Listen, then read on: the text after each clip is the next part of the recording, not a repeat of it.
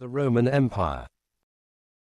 How did a small, muddy farming village on the banks of the Tiber River grow into an unstoppable superpower, only to violently collapse centuries later?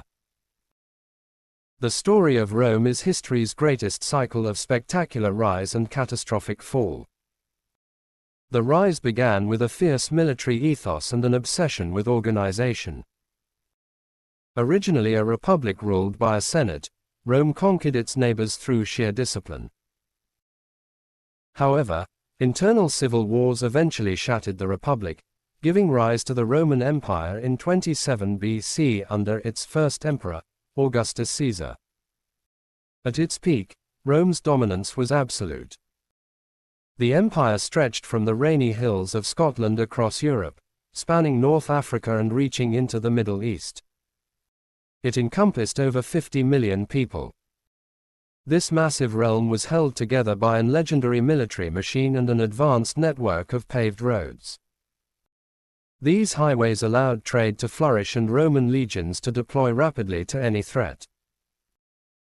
For 2 centuries, a period called the Pax Romana brought unprecedented stability, wealth, and engineering marvels like the Colosseum and gravity-powered aqueducts.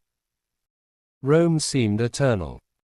Yet, the very factors that fueled Rome's rise triggered its eventual fall.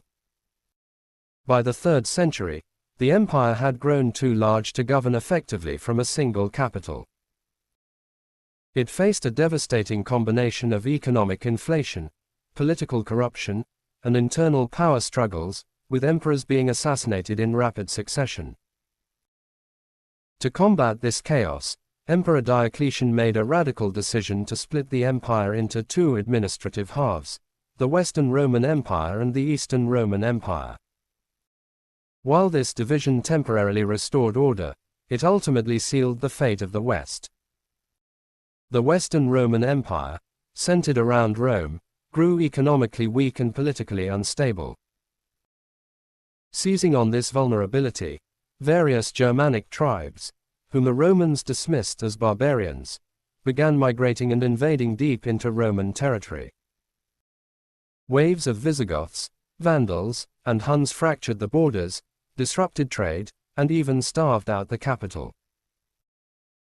The end came swiftly. In 476 AD, a Germanic chieftain named Odoacer deposed the last Western Roman emperor, a teenager ironically named Romulus Augustulus. This symbolic moment marked the official fall of ancient Rome, plunging Western Europe into centuries of fragmentation. Intriguingly, the fall was not absolute. The eastern half, which became known as the Byzantine Empire, survived the collapse of the West.